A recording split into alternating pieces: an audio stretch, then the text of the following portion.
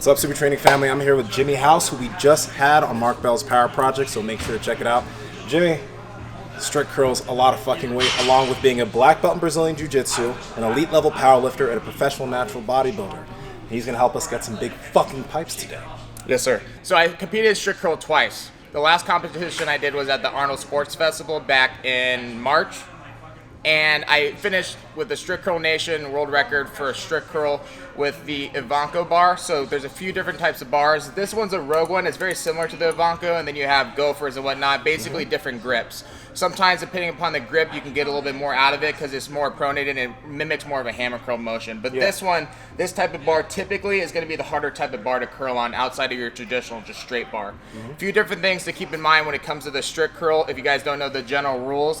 Head, shoulders, butt need to be on the wall at all times, and your legs are going to be locked out, and there's typically like a line about 12 inches away from the wall that your feet have to stay on, so you can't be any closer or far away. Okay. And if you use the line correctly, you can actually kind of leverage some power back into the wall for better stability, but you just got to know how to kind of do it properly. And so some of the things that I picked up when you're facing yourself out, let's say this is about 12 inches or so from the wall.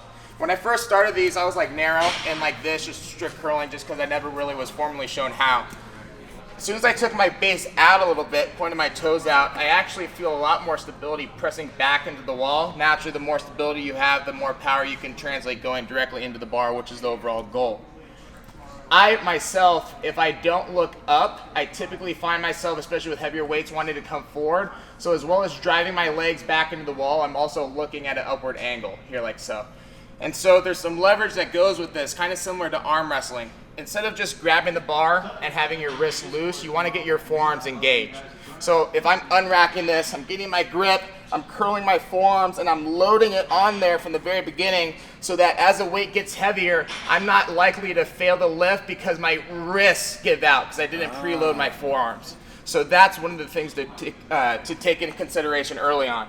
Outside of that, because it is a power movement, you'll see a lot of similarities between this and traditional powerlifting movements, say like a deadlift. I'm still bracing my core. I still want to engage my lats because actually, similar to a bench press, if my lats are engaged and I'm using them properly, it should actually help my elbows push forward and almost help scoop my arm up with the lift. You can kind of see my lats help move that bar up with me. So it's not just biceps working, it's a little bit of a lat as well. You'll get some shoulder in there, and then also a lot of times people will cheat the weight a little bit by throwing in a shrug at the top. Is that allowed? It's allowed, and I haven't personally done it myself, but a lot of people do. So you load the forearms, brace your core, tighten your back, shrug, and then the goal is to basically flip the bar over in as short a distance as possible, keeping it tight to your body. Oh, wow. Leverage says if it gets far away from me here, my wrists start to give out and I'm unable to fight through that sticking point. So if I can get my back engaged, core tight, and use the shrug to preset it and then flip it over, I should be able to fight through a lot of more heavier weights. Okay. So shrug, keep it close, flip, and get underneath it with your elbows as fast as possible. And then the finishing movement is going to be up by the shoulders. Once they say down, down, and then back. So for me, a noob, I want you to coach me through everything that I'm doing wrong, because I'm bound to do a lot of things wrong. By the way, is it here? It's preference. You can go wider or more narrow. I personally feel much more powerful narrow because I feel my lats actually help push my elbows through the movement more. Gotcha. Okay. Let's turn this forward. Load those wrists. So see how you're kind of, right there, good. And now try to hold that. And so they're not going to give you the start command until you're fully extended with your arms down here. Okay. Good. So when you started, you came into the traps? Yeah, shrug. Shrug. Keep it close to your body, and then yes, and you're trying to flip your elbows underneath your wrists as fast as you can. Okay. Nice. And then your elbows were like here. Yeah, just so I can get underneath it, and it's not likely to pull me forward again. Oh, wow. And then with that too, keep your drive yourself back and look up so that your head stays on. So I guess it might be easier or understanding what that is with some weight on the bar. Yeah, I think you'll feel a little bit more for sure. Okay. So if a person wants to do more in terms of strict curl, we'll get to strict curling with some load, but what are some strict curl accessory bicep exercises that are beneficial for this? So I see a lot of stuff online. A lot of it is like a bunch of overloading type movements, bands, chains.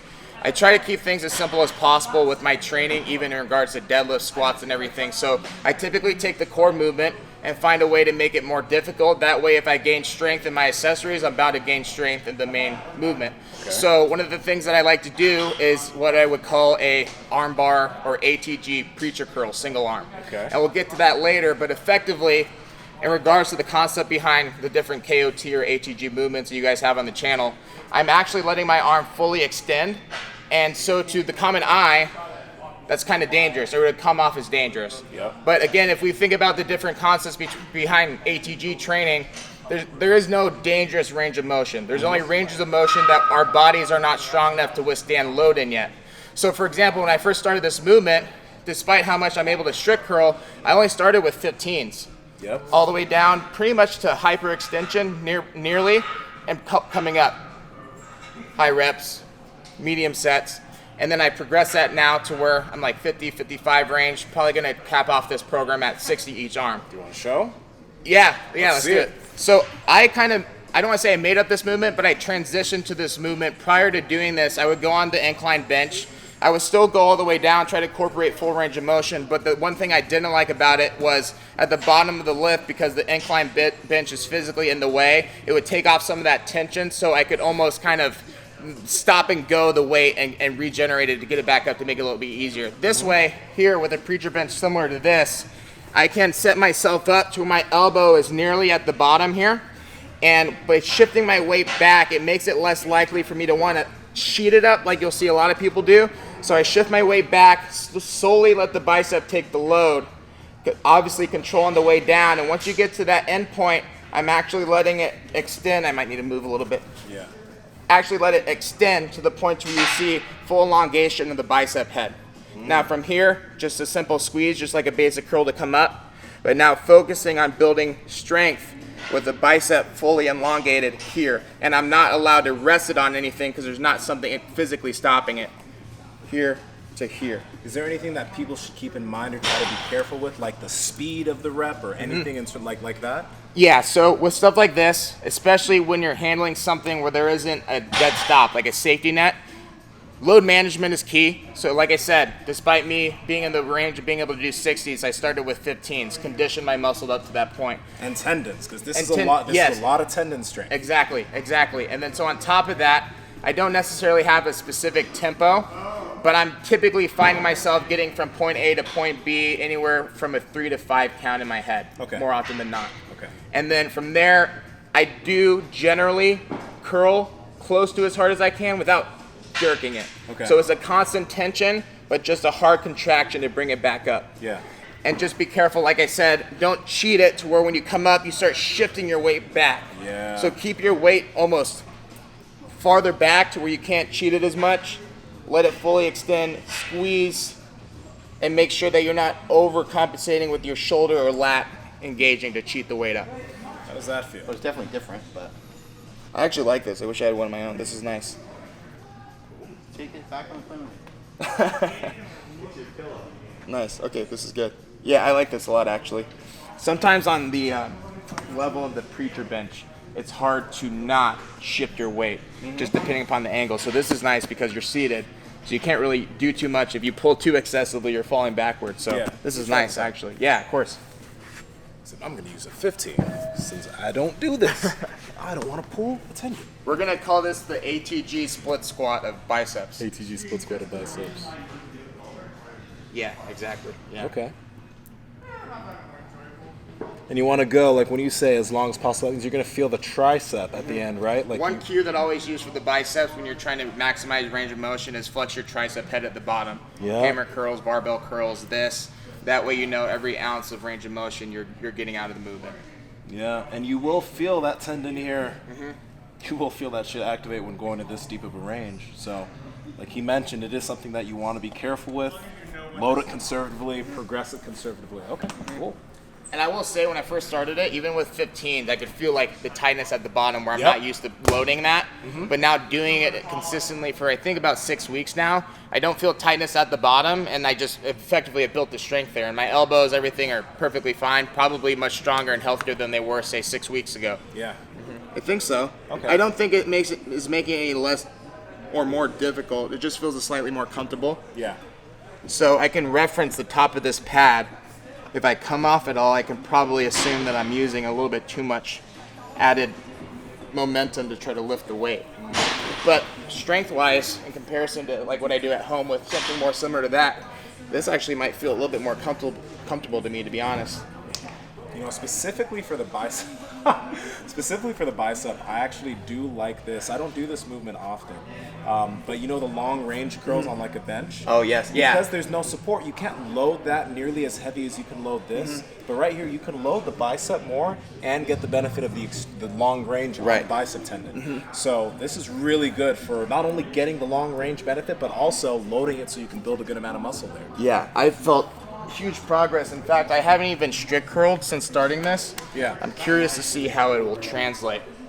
I think I'm good. Yeah, that's really good.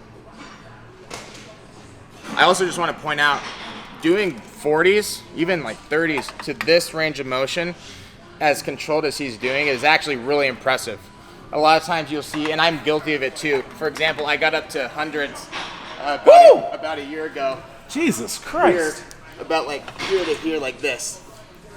And despite like the load itself being impressive, I still, to be honest, I find what you just did to be more impressive than, say, somebody just kind of racking up hundreds doing this.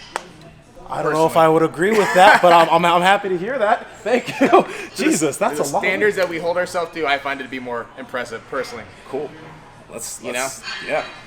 Cool. Well, thank you. Yeah. So another thing that I like to do too, just a reference, you see this happen a lot, but I do like to actually make physical contact with my bicep here, just to make sure that I'm not over engaging like the anterior delt and like jerking it up. So I'll stay here, control all the way down, deep stretch, arm bar, curl up. Nice.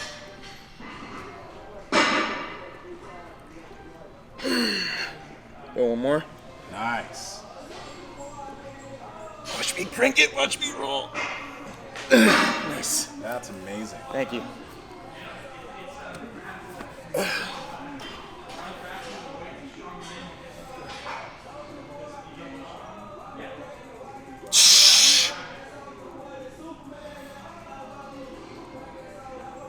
There we go. One more.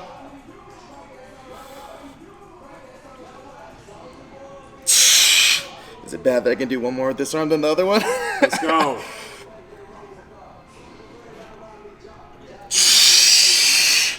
Nice. And there you have it. Nice. That was good. Yeah, I'm happy with that. Good. That's solid. Yeah, because I was, even at the bottom, like when I first started the 25s, I could feel some tightness there. Yeah.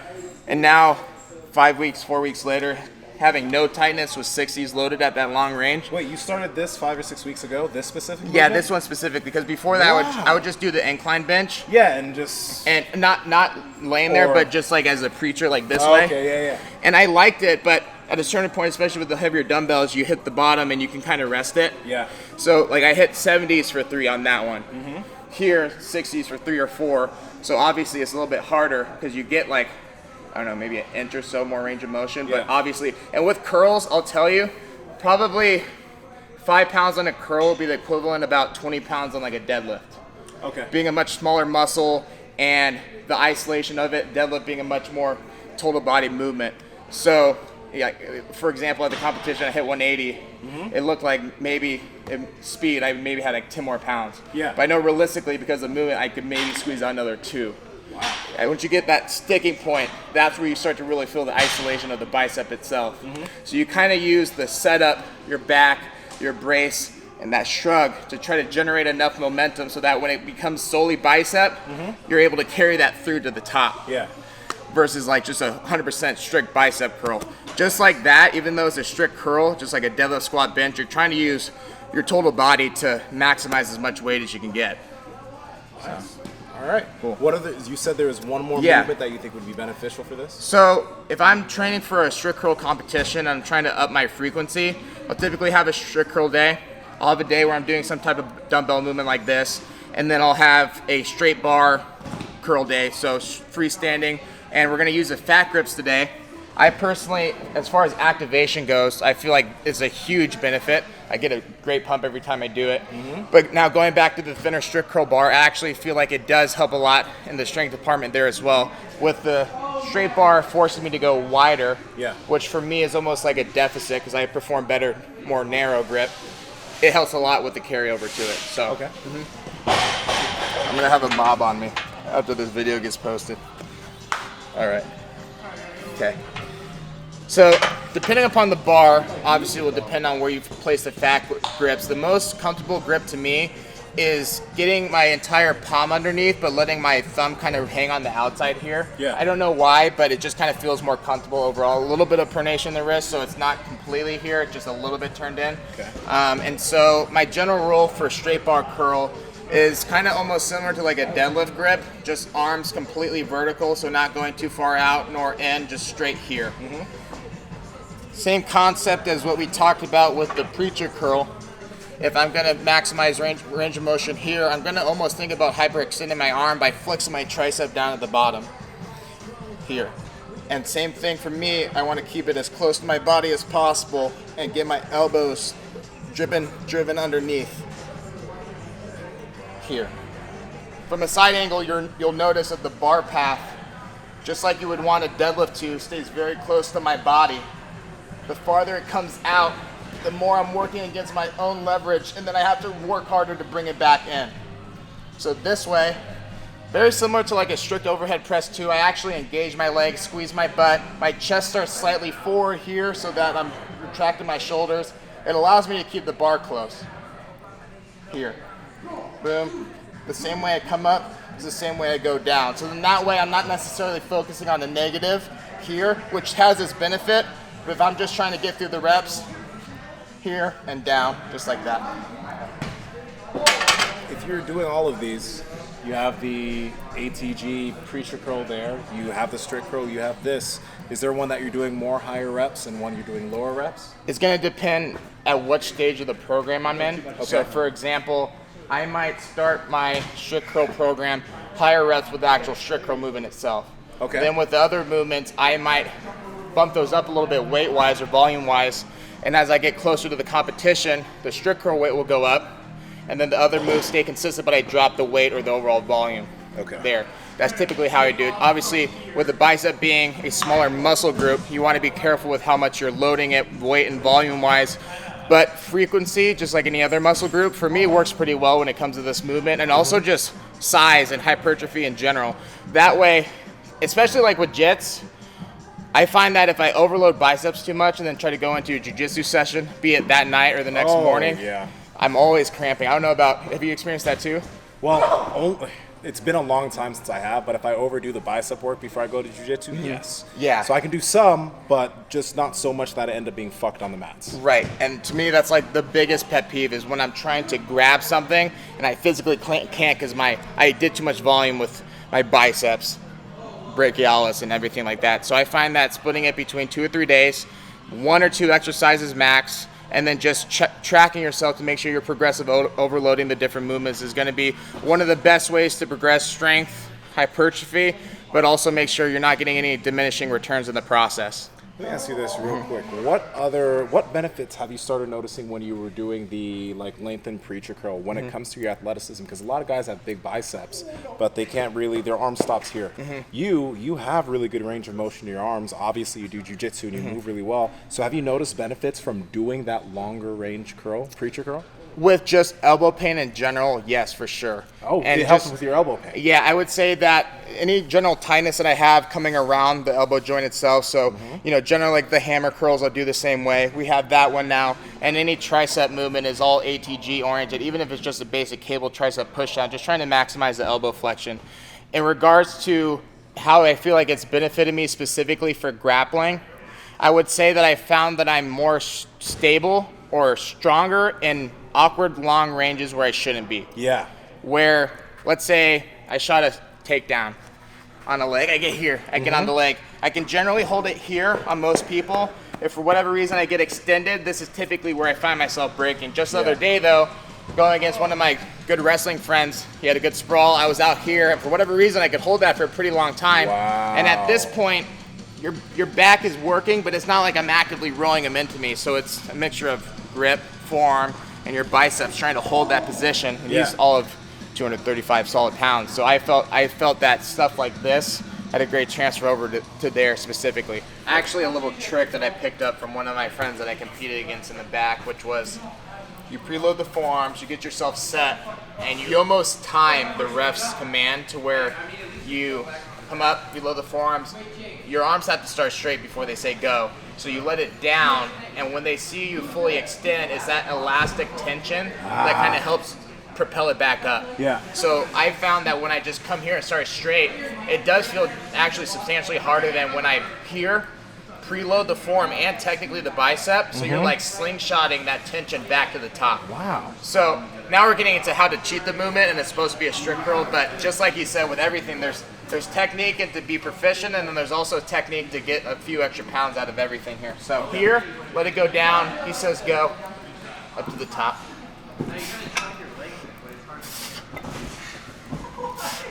Like so.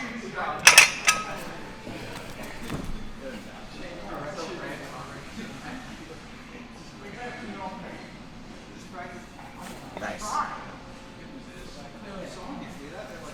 Nice. Yes. Let me ask you this. For strict curl, what is respectable strict curl weight? Like, I know it's by weight class, so obviously I'm getting fucked here. But what is good strict curl weight? I would say for the lighter weight classes, it's not unheard of to see somebody that's like 130, 135 be curling like 150, 160. Okay. Which comparatively is pretty crazy when you think about it. But once you get higher, I'd say, like for my weight class, the 200 curl at 200 would be considered like, well, world record in a lot of federations, but elite for And sure. you've done like 190. The best I hit was the 191. 191. After my competition. Woo! Yeah. So if I can get to 200 to 200, that would be respectable for sure. But once you get in the higher weight classes, like CT, I don't know how much he weighed when he strict curled 225, but he looked like he was at least in the higher 200s. Yeah. CT was huge. Right, and then the Russian that beat that record, it was like 249 or something like that. He was definitely like at least higher 200s or 300. Also like just straight up muscle mass, no fat on him either. And then like Leroy Walker, I think he's like 250 in that range, something like that. So there's a certain point where your body weight, it doesn't translate over, because I found that when I was thicker, that narrow grip actually started working against me because it just put a lot of unnecessary strain in my wrist. So I was like curling like this, which is just really awkward. Yeah. When I'm thinner, I'm able to get more flat here and get more actual bicep activation. So, and then I tried to switch wide, and I just didn't feel strong at all either. So for the really, really big guys, they're like, it literally looks like they're just kind of like this, and it's just a really awkward, and they get used to it, but just very awkward. And maximizing power and efficiency, just not the best combination. A lot of these little cues are super important, because let's say I were to go too heavy on a strict curl, have none of this in my repertoire knowledge. I'm doing weight that I can't do, and then it's all in the bicep, then maybe injury happens. But if I have core, back, some shoulder, some chest, some trap helping me move the weight, then you're also less likely to get injured in general. And we also had the discussion earlier about what causes bicep tears and whatnot, but you know, I also like 100% agree with what you said. So I get comments all the time like, how do you not turn your bicep up? Like, there's a lot more to it than just like doing heavy weight, you know? Yeah. There you go. Good. And also make sure your veins pop out more, and you're looking tanner by the second. Looks so good, like he's 225 right now. Jesus Christ. Graham, how much do you actually weigh? 208, 205. Nice. Hell yeah. Lean too.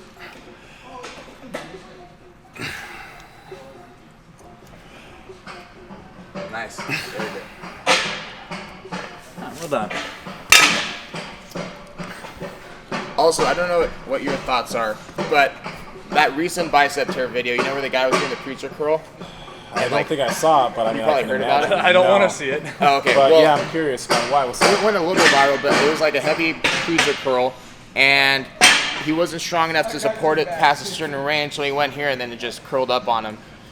Where movements like what we did earlier are super important to train yourself to be able to withstand load in this range of motion here, because let's say back when I was ego lifting and I was doing the hundreds from here to here, if for whatever reason something gave out or I got fatigued and went like here and tried to support that weight, there's a fair chance that I could have gotten hurt too. So it was really stupid on my part, but you try to learn from those mistakes and other people's mistakes and say, why does that happen? Most likely because there's a muscle imbalance between his long range and his short range strength. Not just the muscle imbalance between the long range and short range. Let me ask you this, and people are going to get mad that I'm asking this, but was he obviously on gear? I couldn't tell. Yeah. I don't believe he looked super buff. It was vague memory, but to your point, I know where you're going with this. Yeah. Yeah. If you want, go ahead. Just an aspect to think about is when an individual takes different types of drugs to get bigger faster, their muscles can get big very, very quickly. That doesn't mean that their tendons and their ligaments are getting as strong in comparison to their muscle tissue. So now you have this big motor, this big muscular motor that's moving this load, the muscle that has an ability to move the load, but tendons and ligaments that haven't caught up to how strong and large the muscles are. With that imbalance, it's very easy for a snap to happen, pec tears to happen, quad tears to happen. But if you've built that muscle over time and your ligaments and tendons are at the level that that muscle tissue is, you have a much less chance of actually tearing something. Right. Yeah, I agree. And you've been lifting for how long? I've been lifting for 16 years. Okay. And you've been lifting since you were 5. 16, 20, but to his point, I've been doing this since I was a kid. So through adolescence and then through puberty, as my general body's growing, just because of, how humans are and growing, everything else, tendons, muscles, those grew with me as well and also got stronger. So that's also a huge reason why I don't get injured as much, knock on wood, is because I've been doing this since I was little. So as my muscles were growing stronger as I grew, so did the tendons and everything. So, and that was even before I started doing the ATG movements. Now those are just polishing off, all those other stuff. Yeah. And you also have to keep in mind, obviously, a lot of the people that are doing that are not incorporating long-range movements like that to try to even help themselves catch up to where their muscles are at. And if you do incorporate those long-range movements, as you were mentioning, those like that long-range curl that you were showing is very good to help strengthen the bicep tendon. Yeah, you need to be conservative with the loading, as you were mentioning, but if you can progress it slowly over time, that bicep tendon will hypertrophy. Yeah. It'll become stronger in tandem. Yeah, it really did. For me, I was plus 5 pounds every 2 weeks, or every, 1.5, depending upon how light it was. This one I would jumped up 10 pounds just for, the video, but we're prepared for it just by taking a lot of time with the 10, 15 pounds, even though it almost seems pointless. There's a purpose to it, introducing that stimuli to your body for that further progression down the road. So can talk about this all day, but I'm ready to add on. Let's go.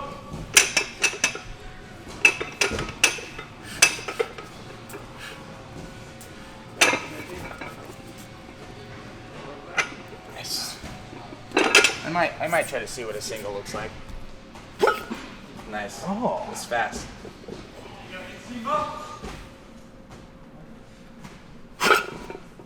Head came off.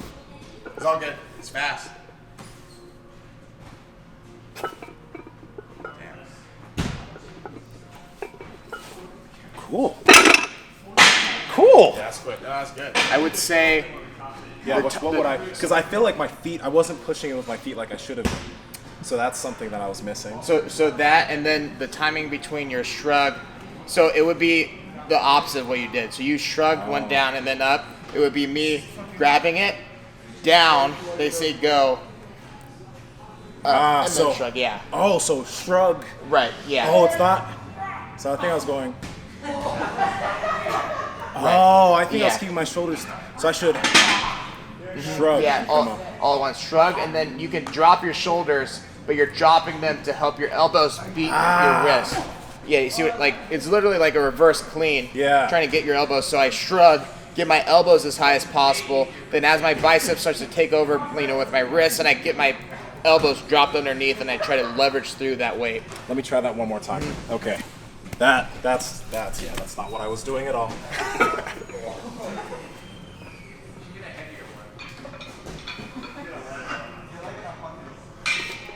There you go. Nice. Better. A little bit. Felt a little harder, but it's because I'm thinking too You're much. just thinking, yeah. But what you're saying would have been better if that was what I was doing. Yeah, no, So- yeah, exactly. The Ivanko bar is going to mimic this shape, more of a traditional easy curl bar.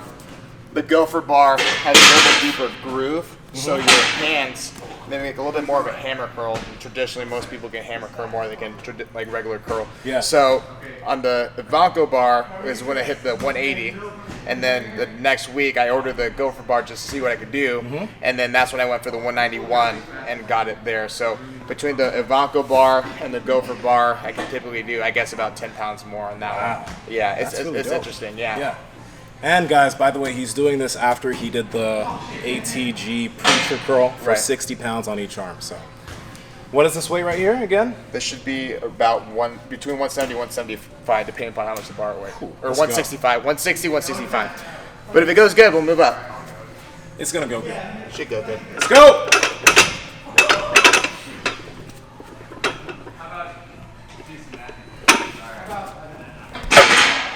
Nice! There you go. Good. Bro, how close that was to your toes when you put the bar down Was scared it? the fuck out of me. You were like fucking right That's why I here. don't do sumo. Jesus. How much are we adding? I'll go up 10 for 175. on each side? 5 on each side, I'm sorry. Cool though that they're able to come here and like work out with each other. There's like an Ivanko bar, which is kind of similar to that Rogue bar, but then there's a Gopher bar, which is like the easy curl bar that has a little bit deeper divot in the middle. So it's a little bit more similar to hammer curl. Oh, you're like You can, more. yeah, you can do a little bit more with that one typically. Yeah. Yeah. So, give this one a go. That's my son in the background, by the way. All these fucking assholes in the background here. It's my offspring. Whatever. I'm gonna head out for today. Thanks, Mark. See you tomorrow morning. Tomorrow then, I guess. Yeah, cool. Great. Sounds good. Thanks, Mark.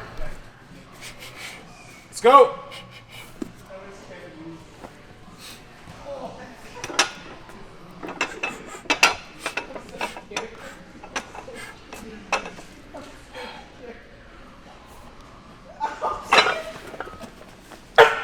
Up, come on! Nice. Nice. Yeah. That is your toe, right? A little bit, yeah. I saw that shit before. I was like, it's too close. Epic curl. Oh, man. All right, so So that should be about like between like probably like 175 or something like that, and I'd say. to recap the video, the movements that are going to help an individual strict curl more are... I would say the ones we went over, so what I would call the ATG preacher curl, which I'm curious to see what knees over toe guy would say about that. We should send that over to him. I'd love to get his opinion. Yeah. And then I personally like to throw in the fat grips with the traditional straight bar, like freestanding curl. That way, I like it because without the wall there to be strict, you can kind of overload the movement a little bit. Yeah. But it's still technically more difficult for me because the wider grip is less advantageous than, say, my narrow grip that I'm doing with the easy curl here. So those are the two. And then just in general, core, back, shoulders, pecs, traps are all engaging when you typically wouldn't think that they would, as we went over in the technique portion of the video. Awesome. So yeah. Thank you, man. Yeah. I think he'll probably curl 200 before I do, but honestly. I doubt that. But Jimmy, where can people find you, what you do? Guys, we also had a podcast with Jimmy because he's an elite level powerlifter, elite level jiu-jitsu practitioner, elite level bodybuilder, and he is a world record in the strict curl. So that podcast is out now. Check it out. Where can people find you and what you do? You guys can find me on Instagram at jhouse182, so the letter J, HOUSE 182. And if you guys like, you can check out my business page, my brand page, Team House Strong. Get yourself some shirts at www.teamhousestrong.com. Thanks, guys. All right, guys. We're hopping out from the Super Training Gym. Strength is never a weakness. Weakness is never a strength. Catch y'all later.